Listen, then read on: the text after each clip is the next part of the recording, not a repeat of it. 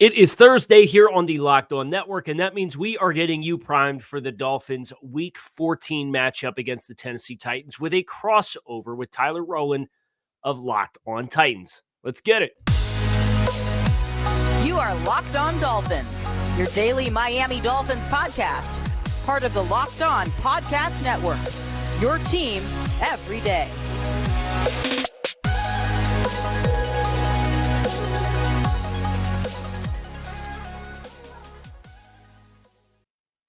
It is Thursday here on the Locked On Network, and that means it is time for another crossover edition. Kyle Krabs of Locked On Dolphins with Tyler Rowland of Locked On Titans, and we are covering this Week 14 Monday Night Football matchup between the Dolphins and the Titans. We got AFC Conference Clash, teams with different storylines. We'll get you covered from all angles ahead of this game.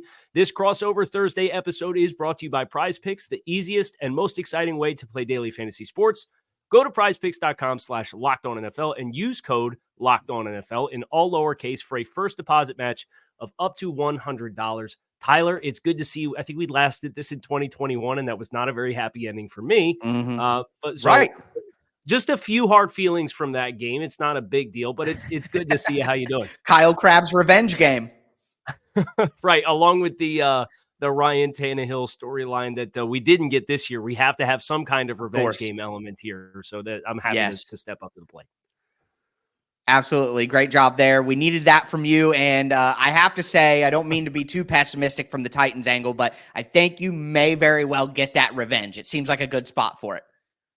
So let's talk about the stories coming into this matchup, and Tennessee, probably not the pathway that many expected for Tennessee. Kind of what's the biggest storyline for Tennessee? Obviously, that disappointing loss to Indianapolis last week in overtime. That was a near miss. A lot of special teams contributions to that loss. Is that the focus for you guys? Is it Jeffrey Simmons? Like, what's the big beat right now amongst Titans fans? Well, I think when you look at the entire situation and all the circumstances, there was, and I've admitted to this, I am guilty. The Titans signed DeAndre Hopkins. There's preseason hype. Every fan base is optimistic in the preseason, and I'm even known as a pessimist, and I bought into the hype and was excited, thinking the Titans could. I didn't think that they would be able to make a deep playoff run and contend for a Super Bowl, but I thought that they would be competitive in the division and be there fighting for the division crown. And you look back and you look at what the roster was coming into the year, I think it's fair to say that was unrealistic expectations. You look at the offensive line, some of the pieces on defense. I think the coaching hasn't gotten the most out of some of the guys that are there too, but at the end of the day, the roster just isn't good. So I think the focus has obviously changed at this stage in the season, 4-8. And I think the big storyline for the Titans going forward is losing the best thing now? Because the Titans have a tremendous need at left tackle and right tackle. Like, it is a despicable situation, and you could make a statistical argument and a film argument that the Titans have had the worst left tackle spot in the NFL for 2 years running. Like, whoever is playing there, it doesn't matter. It's a terrible left tackle spot. So when you think about that, the needs at wide receiver, the needs in the secondary, it may be best for the Titans to secure as high of a pick as they can possibly get in this draft. And I think you take that thought and you combine it with, hey, Will Levis has really shown some flashes. Now, the completion percentage is down, but the Titans have had 15 drops in the last 3 weeks, the 10% drop rate for Will Levis, one of the highest in the NFL. You look at the quarterback hit percentage, you look at pressure percentage. Will Levis is all at the highest, so he's getting hit all the time, pressured all the time. His wide receivers are dropping passes, and he's still making the Titans offense look decent in certain games and getting them down the field. I think you see Derrick Henry getting a lot of touchdowns lately. Well, Will Levis is creating explosive pass plays to get them down there to do it. So you take the state of the roster and the needs on this roster, and you combine it with, hey, Will Levis might be a guy that you can actually build around. And I think the storyline for the Titans going forward, even if the most optimistic fans don't want to admit it, is, hey, this team is probably better off losing these games and being able to secure guys who you know very well as Locked On NFL scouting host, Ola Fashanu or Joe Alt. The Titans need to get their hands on one of those guys. And the best thing they can do going forward is lose, if we're honest. And last year, they lost to the Jacksonville Jaguars, which is something I said needed to happen. And it set them up to get a blue chip prospect in Peter Skoronski, who's been their best offensive lineman this year when he's been at full strength. So I think it's a tough pill to swallow, but it's clear going forward the Titans are are best to lose so they can use their $100 million in cap space and use the high draft picks that they'll get by losing and rebuild this roster quickly, which happens in the NFL, as you know. And the trends of these two teams, I think that's a good embodiment when you look at big picture for Tennessee and what the trend is for that team. For Miami, this is a team that was 8-3 last year and lost 5 consecutive games, 0-4 in December. And for as much as you want to make it about this year's team and not last year's team, and last year doesn't really impact this year, it's very interesting. The Dolphins on Hard Knocks, and even in Mike McDaniel's press availabilities building up to this game, asked about 8-3 last year versus 8-3 this year. And they have talked about, and it was shown on Hard Knocks on Tuesday night, they talked about 8-3. And Mike McDaniel said, this team is blessed to be put in the same position that we were in last year to right the wrong of last year. Mike McDaniel said that losing skid cut that team deep last year, and the scars are still there. And their process this year has been committed to righting and justifying what happened late in the season last year. Well, Miami already went on the road and took care of business against the Commanders. So now they're 9-3. They've won more games in December this year than last year. But this team looked up, and Jacksonville lost to Cincinnati. Kansas City lost to Green Bay. They're coming into this game as the number 1 seed in the AFC, and they have 4 of their last 5 games at home, where they're 15-2 in their last 17 games. So Miami, it's all about trying to maximize this opportunity, because they've been very aggressive from a roster construction standpoint, trading for Bradley Chubb last year at the trade deadline, trading for Jalen Ramsey this offseason. Those kinds of maneuvers with a quarterback on a rookie contract and Tua Tagovailoa, there's a math problem that this team's going to face this offseason. The way things are breaking, they have a real chance, if they can secure as many home playoff games as they can, to make a deep playoff run and continue the momentum if they're able to build on what the Washington game provided. So you get a Monday night showcase against Tennessee at Hard Rock Stadium. And for the Dolphins, this is all about, don't get ahead of yourself and make sure your process is centered in this week and here and now and this opponent, but having that big picture perspective. So how they tightrope that is going to be pretty interesting, because this is a football team that one of the critiques is, well, they only beat teams that they're supposed to beat. And they're about the only team that's done that universally across the entire season. And that's how they end up at 9-3. So, for Tennessee, with the injuries that they've incurred, and I know we'll talk a little bit about the absence of Jeffrey Simmons and what that impact is as far as the matchups in the trenches for these two teams in our next block. But the spread, I think, certainly speaks for itself. It's floating on FanDuel somewhere around 14 points and 2 touchdowns. So the expectation set at a certain bar. And for Miami, it's about not putting the forest before the trees, but also having that big picture perspective on where this team is at. Yeah, it's a redemption thing, right? You did it last year, you failed. You have a lot of people don't have the opportunity to get redemption for some of their mistakes in an exact situation. So you're 100% right. And it's funny, I look at the Dolphins, how they have built the last few years around Tua may be a thing that the Titans want to look at. You go out and you trade for a top edge rusher. You draft a wide receiver high. You also trade for a number 1 veteran receiver. You bring in a veteran left tackle to fix things. I think the Titans need a big mixture of taking some of these positions early in the draft and actually being aggressive to add certain spots with veterans that are already established. And you get a good mixture of that with a quarterback who can get it done with the pieces around him in his rookie deal. And you might be cooking with something. So looking at what the Dolphins are doing is kind of a picture of what the Titans may try to do in the next few years. So let's kind of turn the page. We'll start looking at some of the matchups, the X's and O's, kind of the scheme, the personnel that's going to be available for this contest. That is going to be coming up next here on this Crossover Thursday. Stick with us. When you're hiring for your small business, you want to have as many top-tier candidates as possible to interview, and that's why you have to check out LinkedIn Jobs. LinkedIn Jobs has the tools to help find the right professionals for your team faster and for free. LinkedIn is not just another job board. They have a vast network of more than 1 billion with a B professionals, making it the best place to hire. Hiring is easy when you have that many quality candidates. So easy, in fact, that 86% of small businesses get a qualified candidate within 24 hours. LinkedIn knows that small businesses are wearing so many hats, they may not have the adequate time and resources to have a robust hiring process. And that is why with LinkedIn, the process is intuitive, quick, and easy. They even just launched a feature that helps you write job descriptions, making your process even easier and quicker than before. Post your job for free at linkedin.com/lockedonnfl. That's linkedin.com/lockedonnfl to post your job for free. Terms and conditions do apply. All right, Tyler, if I had to tell you, here's one matchup in this game that you got to see, you think's really going to be telling, or maybe from a different perspective, you're really looking forward to seeing from the Tennessee lens of how they approach in this game, and you had to pick the headliner, what would it be? I think it's the Titans' terrible secondary against the wide receiver group of the Miami Dolphins. I mean, the Titans conversation online has been mostly comedy about, hey, how many yards will Tyreek Hill put up against this defense? The Titans' pass defense has been awful for multiple years running. Even when the defense is at its best, the pass defense still seems to struggle. So you look at a guy like Christian Fulton, who has been a target all year long for opposing offenses. He's been benched periodically in and out throughout the season in a contract year. Doesn't seem to be in the favor of the coaching staff. Mike Vrabel seems to call him out in different little ways that coaches do all the time. Most recently this week, Mike Vrabel said, yep, the hamstring got him again.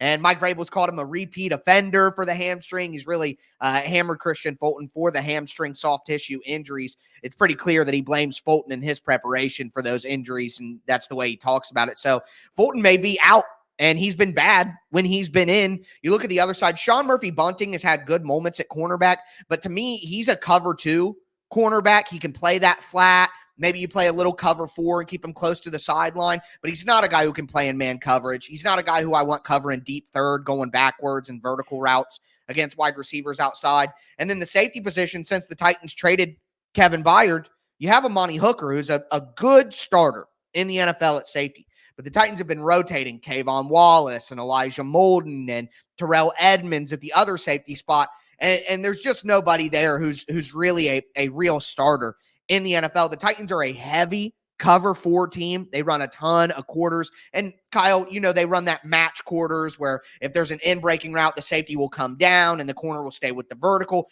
I cannot tell you how many times the Titans have gotten beat on the deep post because the safety is triggered by, the inside, the 2 guy running a dig, and he comes up on it, and then the outside guy runs the post, and there's nobody deep, and the corner's playing outside leverage, and he gets beat inside. Like it happened last week with Alec Pierce on a deep touchdown at the beginning of the game. So the Titans are just very vulnerable to the speed of the wide receiver group of the Miami Dolphins, and their cornerback group has gotten shredded down the field by slower groups like Michael Pittman Jr. and Alec Pierce, who are good players, but they aren't the speed threats of Jalen Waddle and Tyreek Hill. We can all see that pretty clearly. So the wide receivers against the Dolphins are just such a mismatch for the Titans secondary that I think it negates the Titans pass rush, which is going to be sullied without Jeffrey Simmons anyway. And there's just no answer that the Titans will have on defense with what they do for what Miami presents, which in fairness,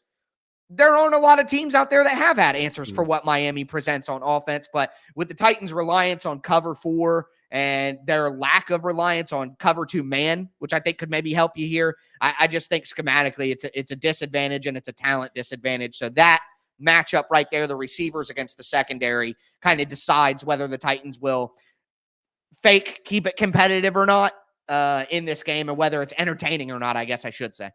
So I have a few thoughts off that. And the first one being, I think one thing that Miami has done a really good job of is they've had selective times when they want to take shots, right? And they do play Jalen Waddle and Tyreek Hill and the speed of those 2 guys off of each other, whether it's same side releases or it's them on, 2 different sides of the field trying to attract the safeties and kind of get that bite on the middle of the field drive to cut that in-breaking route. This is where I think Jeffrey Simmons' absence really will be felt because Miami, they can space the field and attack quarters and zone coverages with less eligibles than a lot of other teams because of the speed. So you see Miami, they'll release 3 guys out in the routes, sometimes 2 guys out in the routes, and they're still able to find space just because of how much respect you're commanding explosively. So when Miami does that, they'll do their play action ball fakes, but they're able to do more max protection or 7-man protection and try to manufacture as many double teams as you can up front. And then teams, when they try and say, okay, well, we want to circumvent that, so we're going to bring extra bodies. And when you blitz, that's where I think one of the areas that Tua Tagovailoa, just with his initial like spatial awareness and feel, he beats the blitz really fast. And if you're going to fire extra bodies, you saw it on the second touchdown to Tyreek Hill on Sunday against the Commanders, where they brought extra bodies and they tried to attack, and they actually played cover 3 zone behind it. But Tua faded his drop away from where he knew they didn't have the numbers in protection and then threw the ball down the field. And it was just that speed was overwhelming for those corners. So I think you bring some great points there. And just my observation of, man, I'm not mad if I'm rooting for the Dolphins to win, to not see Jeffrey Simmons be able to suit up. Obviously, you hope we see him back and healthy as soon as possible, because he is one of the best interior defensive linemen in football. Right. But that matchup would really help their bid to win this football game, because you do think about Danico Autry, who I think is tied for a career high in sacks this season, and Harold Landry's an explosive player on the edge. Maybe, not as explosive as when he first came into the league, because I know he's had a getting couple better injuries, though. Coming back from the ACL, he definitely struggled early in the year, but for the last 3 weeks or so, I'm pretty sure he's led the Titans in pressures in each game. So he's definitely improved. And the Titans drop him into coverage too often, in my opinion, and drop him into the flats. They try to do those sim pressures, but his versatility makes him as valuable as he is, and why they paid him. But he is getting better. I will say that. I think obviously next year we'll see a full return, which is common with the ACL. But I agree with you. That's one place. And correct me if I'm wrong, there are some injuries on the Dolphins offensive line right now, right? Yeah, so we're not sure with Teron Armstead. It feels like every week we're not sure with Teron Armstead. But I will also say that Kendall Lamb has been the swing tackle this year. and when Titans he's played, legend. He's played well. Like he's played really well in lieu of Teron Armstead in just about every game, other than the second Patriots game and the Bills game, I believe, were the two in which you didn't feel like he necessarily put a great foot forward. But and then Robert Hunt re-aggravated a hamstring injury on Sunday against the Commanders, kind of overextended his stride when the Commanders ran a twist stunt, and he really overextended to reduce a hit on Tua Tagovailoa, and that stride opened up and he twinged that hamstring. So they've been very conservative with injuries, soft tissue. That was one of the things that contributed to the team and the 5-game losing streak at the end of the year last year. Is they had some guys that played through stuff, and then it snowballed, and then they were never 100% again. Right. They've been very deliberate. So I would not be surprised if you don't see Robert Hunt. Teron Armstead, he kind of got leg whipped at the end of the first half, so it was just kind of a tweak on his ankle. Mike McDaniel did say after the game that he was available to come back into the game for the Dolphins. So if the score wasn't 31-7, you may have seen Teron Armstead come back.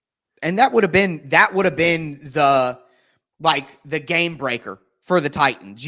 Everything else is stacked against them. But when the Titans defensive line is able to dominate a game, it just lets the Titans stay competitive. It drags the game into the mud, lets them stay in there. And without Jeffrey Simmons, the Titans aren't going to be able to capitalize on that potential in. You know what I mean? It's a potential weakness spot they could tap on until it breaks. And without Simmons, it just makes it impossible for the Titans to really, truly take advantage. So it's just another thing that makes the odds stack so heavily against the Titans to go into Miami. They haven't won all year on the road. They're without Simmons, their best player, which could take advantage of the weakness that Miami has because of injuries, the one weakness they might be able to get. It just makes it tough for the Titans when we look at these two matchups that we just discussed. Yeah. And just a quick thought that I had as far as matchups when Tennessee does have the football. I'll be really fascinated to see where DeAndre Hopkins takes the majority of his snaps. Obviously, is as good of a route runner as you're going to find in football. He's been productive this year for Tennessee. The Dolphins don't travel corners. It's Jalen Ramsey's on one side, Xavier Howard's on the other side, and they have Kader Kohou, their second-year player, in the nickel. So, but do they press? That's my question, because press coverage is really hurt hot. If you look at his off coverage versus press coverage, like production, it's totally different. So a lot of teams, like the Titans, have played zone heavy teams the last few weeks, like the Panthers and the Colts and the Jags, the heaviest zone teams in the league almost. And they still play some press and play some man against the Titans because they're so weak with it. So do you think Fangio will go from kind of the zone, defense that he likes to run and maybe play some press man a little more to hit on the Titans? So I think one thing that they can do, and with some of Vic's split field coverages that they call, they do have Zeus is a coverage call in which they're playing zone, but they are effectively funneling and pressing and getting two players leveraged over top of an individual receiver. They depending on whether it's man or zone, it could be Zeus. They call it roll luggage as different calls that is dedicated to, we're going to get a guy in this guy's face, and then we're going to play a safety over the top, whether that be zone and you're funneling it, or we're going to play man and then you're going to trail and have the extra help. So they can dictate those calls if they feel good about their matchups elsewhere across the board. And it's one of the areas where when you didn't have Jalen Ramsey, and then there was a stretch where Xavier Howard missed some time with an issue as well in the middle of the season, and you have Eli Apple out there and Cater Kohu, instead of being the nickels on the outside, everything was very vanilla as a result. And since Jalen Ramsey's return, you've started to see a little bit more of these exotics in coverage. So I would not be surprised if you do get some of that, and don't assume that it's just man coverage. They could cloud that corner up over the top if it's outside, or conversely, they could say, hey, we're going to get the nickel over top of you, and then we know the inside backer and the safety, we're going to funnel you no matter how you choose to release. Yep. That makes sense. I mean, I got to tell you, and I hate to be this way, but what I'm most excited about for this game is to see what the Dolphins do on defense, just because I love watching what Fangio does. So I'm excited to see that as well. Well, we have Keys to Victory upcoming next year on this Crossover Thursday episode. Make sure you stick with us as we bring this crossover preview to a close. All right. Do want to let you guys know that today's episode is brought to you by Skylight Frames. Look, guys, we all know it can be hard to buy gifts for certain people during the holiday season. You want to give something that's meaningful, not just more socks and candles and slippers and all that stuff that really isn't going to change anybody or make a big impact. That's what Skylight Frames are for. It's not a boring holiday gift. It's something that's going to have real meaning. It's going to bring real joy into your loved one's life. Again, you all know that hard to gift person, whether it's your spouse, your friend, sister, mom, dad, grandmother, brother, cousin, doesn't matter. You know who I'm talking about. Well, that is why you need the Skylight digital picture frame. Okay, so this is what I like. Skylight is a touchscreen photo frame you can send photos to straight from your phone, and they appear in seconds. I've had problems with other digital frames that it's hard to get the picture on there. It doesn't want to transfer. Not with Skylight. It's going to be on there in seconds. You can even preload photos before the box is open. So when you give your gift to your loved one, the photos are already on there. They can scroll through it right away. It is the perfect gift for everyone. Satisfaction is guaranteed. They're confident that you'll love Skylight, and I am confident as well. They also offer free 120-day returns. It's a top-rated brand with over a million happy customers, thousands of five-star reviews. It's available in over 30 countries, recommended by the Today Show, Forbes, New York Mag, and more. As a special limited time offer for our listeners, you can get $15 off your purchase of a Skylight frame when you go to skylightframe.com/lockedon. Get $15 off your purchase of a Skylight frame. Just go to skylightframe.com/lockedon. That's skylightframe.com/lockedon.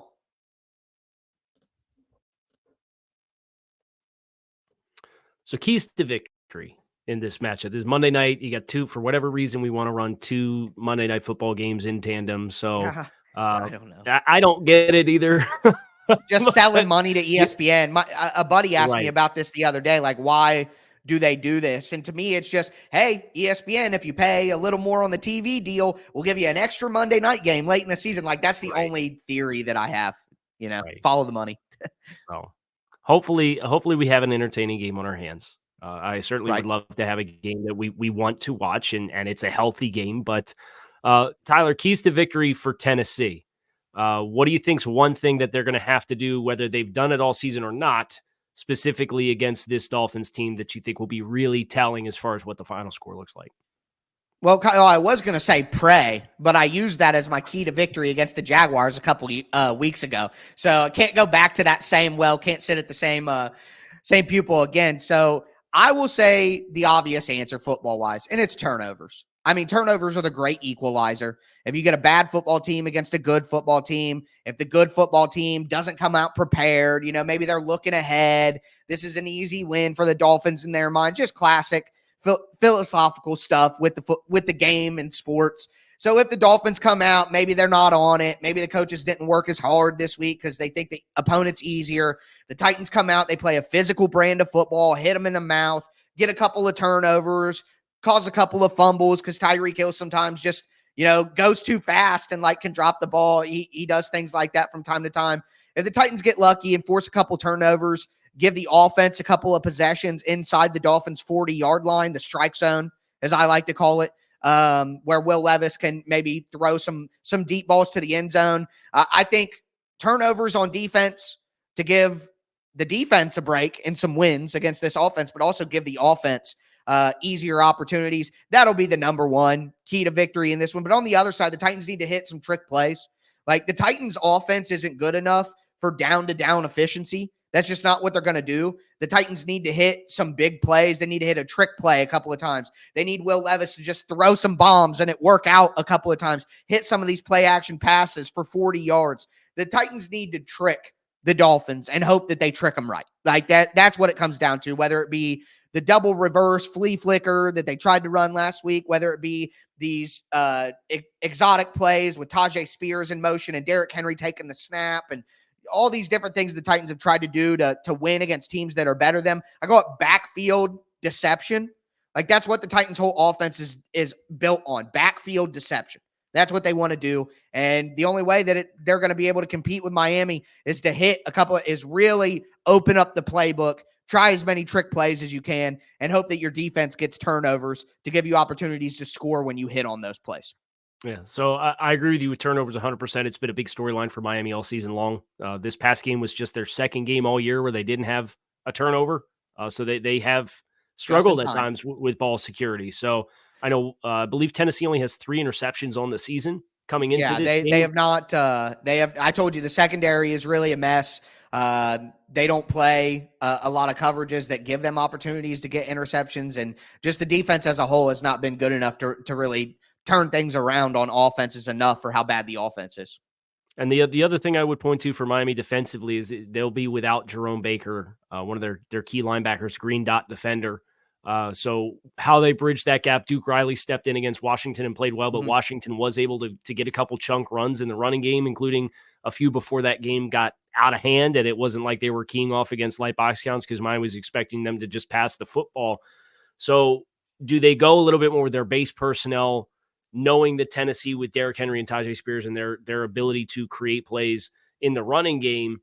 Washington hit them with some spread formations, and then they ran either counter or power to the other side where they're trying to get a numbers advantage and just flip the running strength after the snap. So Bieniemy did a nice job with that on a couple of those runs. And Brian Robinson, before he had the hamstring issue, was able to run through some soft tackle challenges on the edge and in the secondary. So without Jerome Baker, you're going to have a smaller linebacker in Duke Riley, a different green dot player, presumably, as long as they're not going to put the green dot on David Long as another revenge game storyline for this matchup between the Titans and the Dolphins.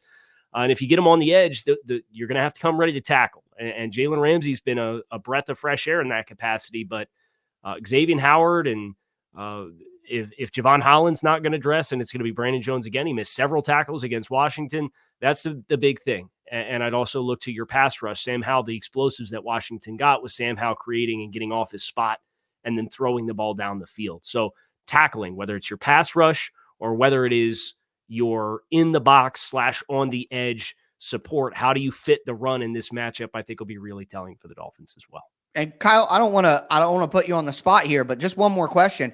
Curiously, the Titans' run game was able to get going last week against the Colts because they're so committed to 40 fronts.